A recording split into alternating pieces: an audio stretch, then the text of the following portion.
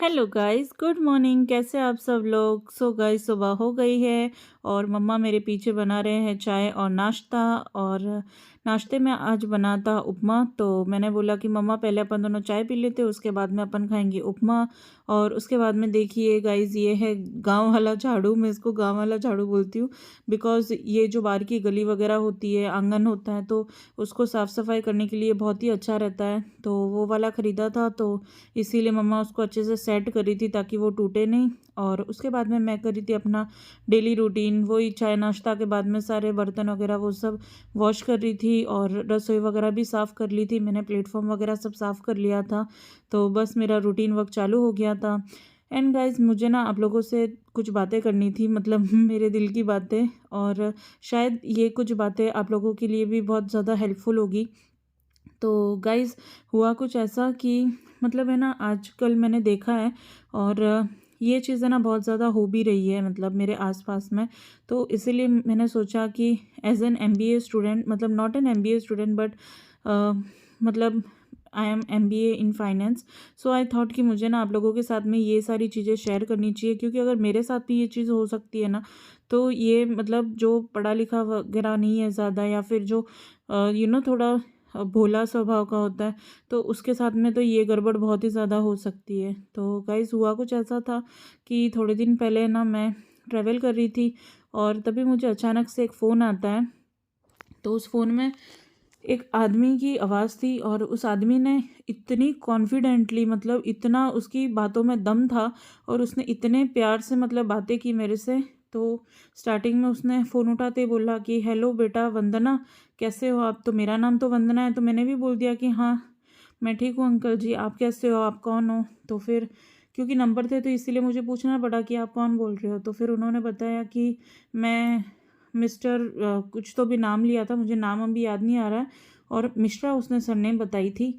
तो उसने बोला कि मैं मिस्टर डैश शर्मा बोल रहा हूँ और मैं एलआईसी एजेंट हूँ। तो मैंने बोला कि अच्छा ठीक है अंकल, क्योंकि गाइस अभी इसमें देखिए कि एक्चुअली बात चल क्या रही है और कैसे इसकी स्टार्टिंग होती है और कैसे इसकी एंड होती है, वो अगर आप भी सुनेंगे ना तो शायद आप भी इस चीज़ में ट्रैप हो जाते एक बार के लिए। तो हुआ ऐसे कि वो अंकल, वो मतलब आदमी जो था वो अंकल, तो उसने मुझे ऐसे बोला कि हेलो बेटा, मैं फलाना मिश्रा बोल रहा हूँ और मैं एलआईसी एजेंट हूँ। तो मैं बोला अच्छा ठीक है अंकल।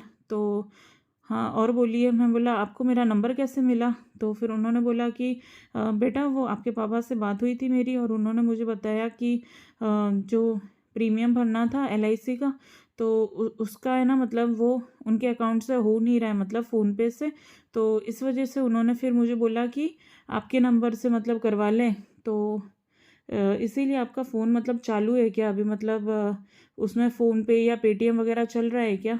तो मैं एकदम से शॉक हो गई। मैं शॉक गाइस इसीलिए हुई क्योंकि मुझे पता है कि हमारी फैमिली में जितनी भी एलआईसी की पॉलिसी वगैरह जो भी कुछ होता है, वो एक ही अंकल है जो कि मेरे पापा के फ्रेंड है और वो ही करते हैं, मतलब बचपन से लेकर आज तक। अभी मेरी शादी भी हो चुकी है लेकिन आज तक भी वो ही अंकल हैं जिसके साथ में हम एलआईसी के रिलेटेड कोई भी पॉलिसी हो, कोई भी इन्वेस्टमेंट वगैरह में करना हो तो भी मतलब वो अंकल से ही हम करवाते हैं। तो इसी वजह से मैं जानती थी कि नहीं भाई, एलआईसी के लिए तो मेरे पापा, उनको ही मतलब कुछ भी बात होती है तो करते हैं बात वगैरह। एंड सेकंड थिंग वॉस कि ये बात है ना, मेरे पापा ने मुझे बहुत ही पहले से बता कर रखी थी, मुझे ही नहीं, मेरी मॉम को भी और मुझे भी और मेरे छोटे भाई को भी, कि कभी भी ऐसे कुछ कॉल वगैरह भी आता है ना कि तुम्हारे पापा प्रॉब्लम में है या तुम्हारे पापा ने पैसे मंगाए या मतलब कुछ भी पापा या मम्मी के रिलेटेड, तो कभी भी उनके ऊपर ट्रस्ट नहीं करना है। सबसे पहले फ़ोन लगाकर आपको पूछना है, कंफर्म करना है, और हम बोले तब ही ये चीज़ को मतलब मानना है कि हाँ भाई ऐसा सच में हुआ है करके। तो यही बात हुई और मैंने उन अंकल को बोल दिया कि ठीक है अंकल, वो तो ठीक है लेकिन मैं पहले अपने पापा से बात कर लेती हूँ और अगर पापा जी बोलते तो फिर मैं आपको बताती हूँ। तो वो एकदम से शॉक हो गया बंदा और उसने ना मुझे मतलब इतने प्यार से बोल रहा है, अरे नहीं नहीं बेटा, पापा जी से पूछने की क्या ज़रूरत है, मैं बोल रहा हूँ ना, और मैं उनके साथ में ही काम करता हूँ ये वो। तो मुझे मतलब वो शक जो था ना वो एकदम हकीकत में बदल गया, क्योंकि मेरे पापा है पुलिस इंस्पेक्टर, वो भी क्राइम ब्रांच में, तो उनके साथ में तो कोई एलआईसी एजेंट काम करेगा नहीं। तो मैंने तुरंत तभी का तभी फ़ोन कट किया और मैंने पापा को कॉल किया, एंड पापा ने मुझे बताया कि ऐसा कुछ हुआ ही नहीं है। तो मतलब और ऐसी कोई बात भी नहीं थी, और अपने तो तुझे पता ही है कि कौन है अपना एलआईसी एजेंट और कौन अपने सारी पॉलिसी वगैरह को देखता है वगैरह। तो तब मुझे पता चला कि यार ये कितना बड़ा ट्रैप है। मतलब उस आदमी ने ना गाइस, मैं सच बता रही हूँ, इतने प्यार से बात करी ना जैसे कि ना वो हमारा नेबर हो या मेरे सगे चाचा जी हो ना, उस टाइप से उसने बात करी थी। तो एक टाइम के लिए तो शायद है ना मैं भी मतलब ऐसे जल्दबाजी में होती तो हाँ बोल देती कि हाँ है या नहीं है या जो भी है मतलब आंसर। तो उस हिसाब से ना मतलब आप सोचो कि जब एक पढ़ी लिखी और पढ़ी लिखी लड़की जब मतलब इस चीज़ में फंस सकती है या फिर मतलब बोलते ना एक ट्रैप हो सकती है, तो कोई भी यार कोई भी जो बेचारा ज़्यादा पढ़ा लिखा ना हो या जो गांव के लोग हो, भोले भाले लोग हो, क्योंकि उनको यार इतना सब है ना कुछ समझ में भी नहीं आता है। और अब मेरे पापा तो पुलिस इंस्पेक्टर है और मुझे पता है कि एलआईसी एजेंट उनके साथ में तो कभी काम कर नहीं सकता, और मुझे ये भी पता है कि मेरे पापा ने कहाँ पर कितना पैसा इन्वेस्ट किया हुआ है, किसके थ्रू किया हुआ है। तो ये सब मेरे पापा ने ना हमेशा कभी भी ये बातें कभी भी उन्होंने छुपाई नहीं है, कितने पैसे कहाँ पर है, किसके थ्रू है वगैरह, A to Z इन्फॉर्मेशन मेरे मेरे भाई के और मेरे मम्मी के पास में होती ही होती है। मतलब कुछ भी हो तो वो सब मेरे पापा मतलब हम हमारे साथ में फुल फैमिली के साथ में ये सब चीज़ें शेयर करते हैं। तो इसी वजह से मुझे मतलब क्लिक हुई ये बात, और मैंने मतलब उसको है ना मतलब वो फ़ोन ही कट कर दिया। तो गाइस बस यही बात है कि आपको है ना आज के टाइम में अलर्ट रहना बहुत ही ज़्यादा ज़रूरी है, क्योंकि ये सारी चीज़ें इतनी ज़्यादा हो रही है। और सेकंड थिंग गाइस मैंने ये भी नोटिस की है, मतलब कोई भी अगर आपको कॉल करता है कि मैं उस बैंक से बात कर रहा हूँ, या फिर मैं आधार कार्ड या पैन कार्ड आपका जो अपडेटेड नहीं है वो अपडेटेड कराना है, या फिर आपकी बैंक में केवाईसी पेंडिंग है वगैरह, तो गाइस है ना आप प्लीज़ कभी भी ऐसे ट्रस्ट मत करना। क्योंकि ऐसे होता है ना कि एक बार आपने ओटीपी दे दी या कोई भी लिंक उन्होंने सेंड किया और उसके ऊपर आपने क्लिक कर दिया ना, मतलब पूरा बैंक अकाउंट आपका क्लीन हो जाता है। एक रुपया भी उसके अंदर वो लोग छोड़ेंगे नहीं, और पूरा का पूरा पैसा हो जाएगा गायब। तो इसीलिए गाइज मैं बस आप लोगों को इतना बोलना चाहती हूँ मेरी इस वीडियो के थ्रू कि प्लीज़ प्लीज़ आप है ना कभी भी आपकी पर्सनल इन्फॉर्मेशन, जैसे कि आपका आधार कार्ड का नंबर है या पैन कार्ड का नंबर है या फिर आपकी date of birth, phone number वगैरह XYZ जो भी आपकी पर्सनल इन्फॉर्मेशन है ना, वो कभी भी आगे वाले को मत दीजिएगा, वरना आप बहुत ही बुरी तरीके से फंस जाएंगे। क्योंकि गाइस मैं खुद भी पहले बैंक में वर्क करती थी, तो वहाँ पर भी मैंने ऐसी चीज़ें बहुत बार होते हुए देखी है। तो मुझे इतना ज़्यादा बुरा लगता था, क्योंकि यार लोगों के इतने मतलब खून पसीने के पैसे होते, कितनी मेहनत करके बेचारे कमाते, और उसके बाद में ऐसे फ्रॉड लोगों का कॉल आता है और एक ही झटके में बोलते हैं ना उनकी हालत ख़राब हो जाती है, पूरे सेविंग अकाउंट के पूरे पैसे गायब हो जाते हैं। मतलब वो बाद में मिलते तो है लेकिन बहुत ही ज़्यादा स्ट्रगल करना पड़ता है, और कभी तो मिलते भी है और कभी शायद मिलते भी नहीं है। तो इसीलिए गाइज मैं आप लोगों को बोलना चाहूँगी कि प्लीज़ प्लीज़ आपकी जो पर्सनल इन्फॉर्मेशन है वो कभी भी किसी भी आउटसाइडर के साथ में या कोई भी ऐसे अननोन पर्सन हो जिसको आप जानते भी नहीं हो तो उसके साथ में शेयर ना करें। एंड गाइस जितने भी मतलब जो घर के हेड होते हैं ना, जैसे कि आपके पापा जी है या फिर आपके ससुर जी वगैरह है या आपके हस्बैंड है, मतलब जो भी फाइनेंशियल डिसीजंस वगैरह लेते हैं, तो यार उनकी भी एक जिम्मेदारी होती है कि वो अपनी वाइफ को, अपने बच्चों को है ना ये सब चीज़ें बताएं कि मतलब ऐसा सब हो रहा है। तो देखिए जागरूक रखना है ना आपका भी बहुत ही बड़ा रिस्पॉन्सिबिलिटी होती है, आपका भी बहुत बड़ा रोल होता है।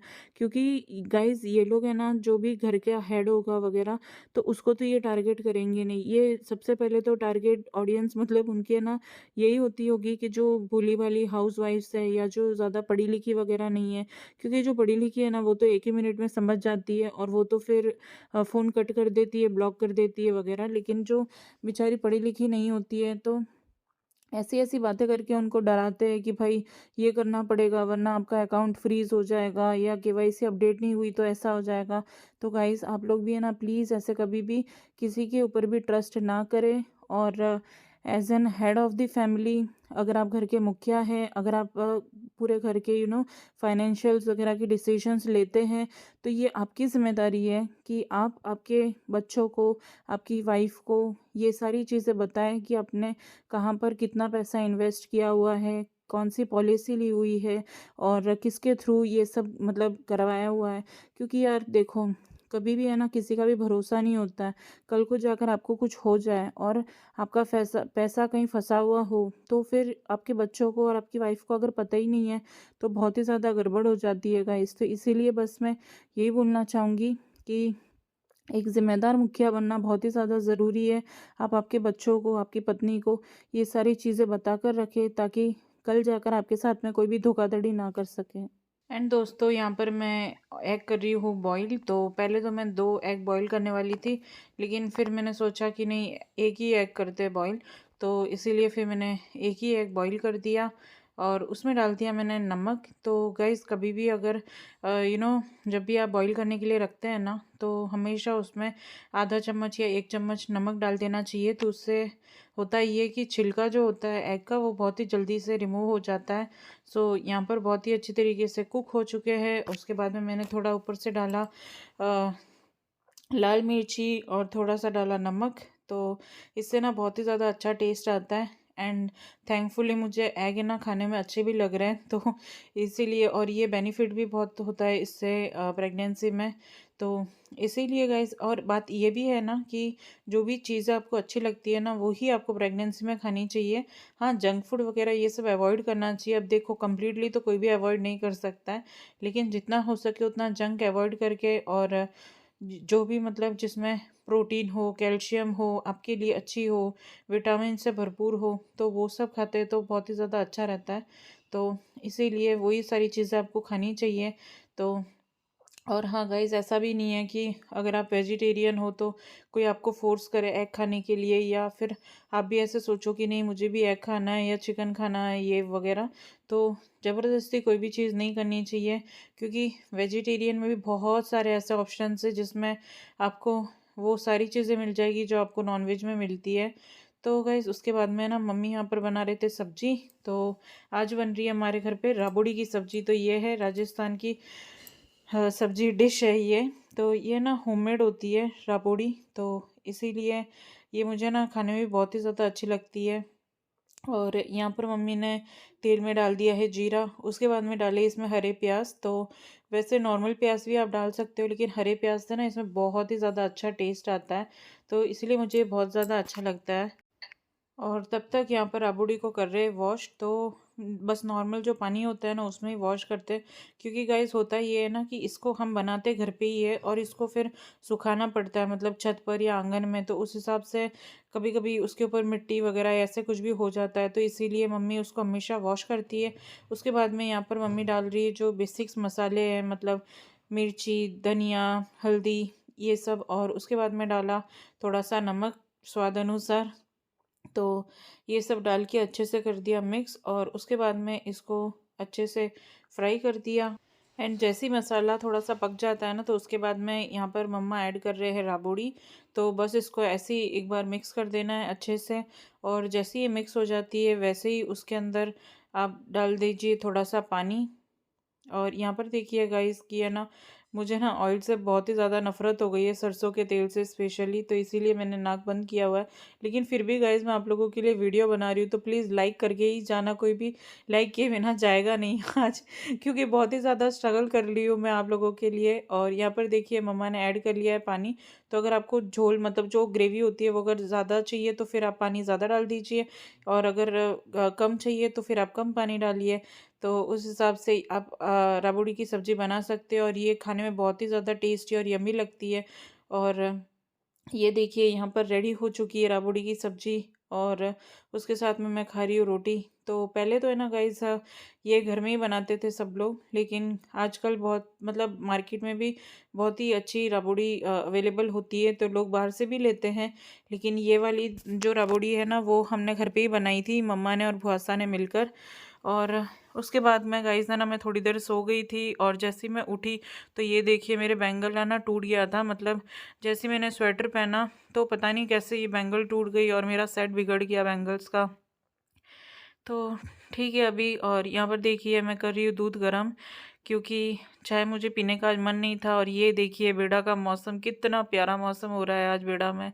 तो शाम के टाइम में ना मुझे बहुत ही ज़्यादा अच्छा लगता है सनसेट वगैरह होते हुए देखना। और यहाँ पर देखिए मम्मा जो है वो नारियल को छील रहे हैं, क्योंकि मम्मी बोल रही थी कि नारियल और वो पताशा होते हैं वो खाते तो बहुत ही ज़्यादा अच्छा रहता है प्रेगनेंसी में, तो इसीलिए वो कर रहे थे। और यहाँ पर तब तक मैं चाय बना कर ले आई और मेरे लिए दूध बना कर लेकर आ गई हूँ।